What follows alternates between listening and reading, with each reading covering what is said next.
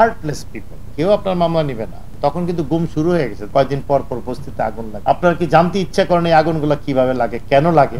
এই প্রজেক্টটা আওয়ামী লীগের প্রজেক্ট, কিন্তু খেয়াল করেন বিএনপি এই প্রজেক্টটা নিয়ে আমার সাথে কথা বলছে। বেগম জিয়ার নাম বস্তিবাসীদের জীবনে স্বর্ণাক্ষরে লেখা থাকে। ওনারা যখন আমার কথা শুনলেন, বলল, কেউ বলল বাবা, কেউ বলল ভাই, এই দেশের তো সরকার ভালো না, আপনি যে কাজটা করতে আসছেন, আপনার টাকা পয়সা খরচ করে করবেন এখানে, এই সরকার হয়তো চাচ্ছে আপনাকে দিয়ে কিছু করাতে, কিন্তু এরপরে তো আরেকটা সরকার আসবে, সে তো আপনাকে এই কাজ করতে দিবে না। কিন্তু এই সরকারেরই দেখবেন কিছুদিন পরে এরা মাইন্ড চেঞ্জ হয়ে যাবে, মন্ত্রী চেঞ্জ হবে, দেখবেন যে আরেকজন চেঞ্জ হয়ে গেছে, কারণ এদের তো কোনো আদর্শ নেই, নীতি নাই। আমি সেদিন ওদেরকে বলছিলাম যে না, 2003 সালের সরকার ছিল আমাদের 4 দলীয় জোট ক্ষমতায় ছিলেন, বেগম খালেদা জিয়া ওটার প্রধান ছিলেন।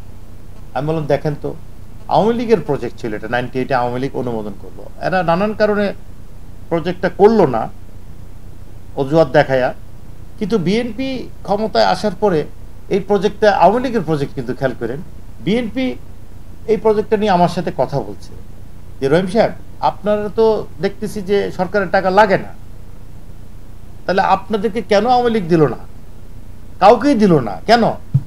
এই কেনর উত্তর তারা যখন জানলেন, আমরা যারা এই প্রকল্পটা বাস্তবায়ন করার জন্য ইন্টারেস্ট ছিলাম, তখন বিএনপির যিনি মন্ত্রী ছিলেন, মরহুম সম্ভবত মারা গেছেন শামসুল ইসলাম সাহেব, ভূমি মন্ত্রী ছিলেন, উনি সন্তুষ্ট হলেন আমাদের কথা এবং উনি বেগম জিয়ার সাথে কথা বলছেন।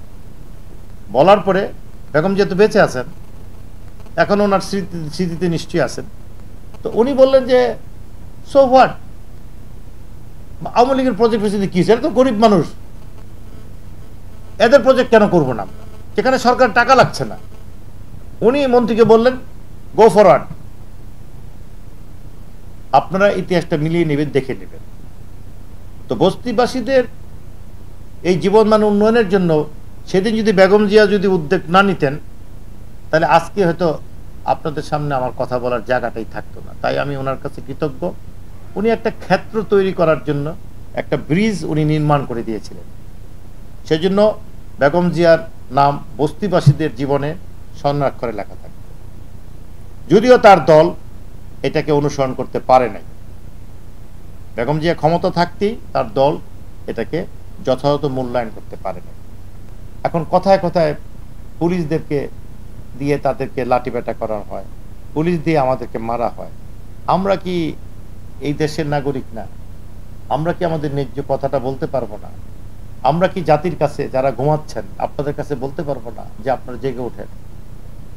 আপনাদের মধ্যে মানবতা যদি তৈরি না হয়, আপনাদের মধ্যে ঐক্য যদি তৈরি না হয়, আজকে তো আমাদের উপরে গোলরোচর হচ্ছে। আপনারা কি পত্রিকায়, টেলিভিশনে নিউজ দেখেন না, কয়েকদিন পর পর বস্তিতে আগুন লাগে? আপনারা কি জানতে ইচ্ছা করেন এই আগুনগুলো কিভাবে লাগে, কেন লাগে? জানতে ইচ্ছা করে না। এদের কি পরিবার নাই? আপনি যেমন আপনার ভাই বোনকে ভালোবাসেন, আপনার মাকে ভালোবাসেন, ওদের তো মা আছে, ভাই আছে, বোন আছে, ওদের সন্তান আছে, এদের প্রতি কি এদের ভালোবাসা নাই? আমরা সমাজের কি দেখতে পাই? ধনী সম্প্রদায়, শিক্ষিত সম্প্রদায়, আপনারা এই দেশটাকে লুটে পুটে নষ্ট করছেন। এক ধরনের শিক্ষিত আছেন, আপনারা অশিক্ষার মতো কাজ করছেন, আপনারা কোনো দায়িত্ব নেন না, আপনারা কোনো দায়িত্ব নেন না। আর আরেক দিকে আছেন কারা? আপনারা সরকারে আছেন, রাজনৈতিক নেতৃত্বে আছেন, আপনারা দেশবাসীকে কোথায় নিতে চান? কোথায় নিতে চান আমাদেরকে? আজকে আমাদের কোটি কোটি এই দেশের মানুষ, সন্তানরা, মা বাবা, ভাই বোন, স্বামী স্ত্রী সবাইকে ফেলে 2টা টাকা রোজগারের জন্য দেশের বাইরে গিয়ে বছরের পর বছর এই পরিবার ছাড়া থাকে। কত দুর্ঘটনা ঘটে এসব কারণে, কত রকম অসহায়ত্ব হয়। আপনাদের চেহারা দেখলে তো মনে হয় যারা রাষ্ট্রের দায়িত্বে আছেন, no feelings, heartless people, heartless. আমি তো, আমার সাথে তো কানেকশন হয়ে গেছে। কাদের সাথে? ওই মৃত ব্যক্তিদের সাথে, যারা জীবন দিয়ে গেছে তাদের সাথে। আমি তো রাজনীতি করতে আসি না, আমাদের চাওয়া খুব ছোট ছিল, সারা বাংলাদেশের বস্তিবাসীগুলো আপনি আমাকে ছেড়ে দেন, আপনার টাকা লাগবে না, আপনি সরকার, আপনার টাকা লাগবে না, আমি আমার বাপদাদার টাকা এবং বস্তিবাসীদের নিয়ে আমি এদের জীবনমান উন্নয়নের কাজটা করতে চাই। আমাকে পরীক্ষামূলকভাবে একটা প্রকল্প করার দায়িত্ব, ওই যে ইতিহাস বললাম, পরিস্থিতি এমন জায়গায় চলে গেল, সরকার তখন খেলাধুলা করতে করতে করতে করতে একটা প্রকল্প অনুমোদন দিলেন 98-এ, যে হ্যাঁ আমরা একটা পরীক্ষামূলক প্রকল্প করে দেখি বেসরকারিভাবে সরকারি টাকা ছাড়া কতটুকু করতে পারে।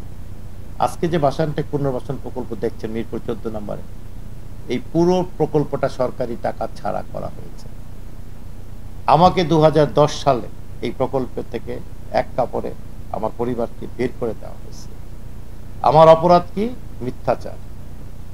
যা বলছে সরকার তার দলীয় লোকজনকে রেখে উদ্দেশ্য আমাকে এখান থেকে বের করে দেওয়া, প্রকল্পটাকে ধ্বংস করা। এই প্ল্যান অনুযায়ী সরকারের পুরো যন্ত্রটা, মেশিনারিজ, তারা সেখানে ডিজিএফ এর রিপোর্টকে ব্যবহার করলেন, তারা সেখানে আপনার বিভিন্ন ভুয়া তদন্ত কমিটির বরাত দিয়ে সে সকল তদন্ত কমিটির রিপোর্ট ব্যবহার করলেন, করে হাসিনা 2010 সালে আমাকে প্রথমে দেশ ছাড়া করলেন, ঘর ছাড়া করলেন। তারপরে প্রায় 8-9 মাস পরে আমার সাথে যে রাষ্ট্রের যে চুক্তিপত্র হয়েছিল, বিনিয়োগ চুক্তি, সেই বিনিয়োগ চুক্তিটা একতরফাভাবে বাতিল ঘোষণা। তাহলে আমাকে প্রথমে কি করছে?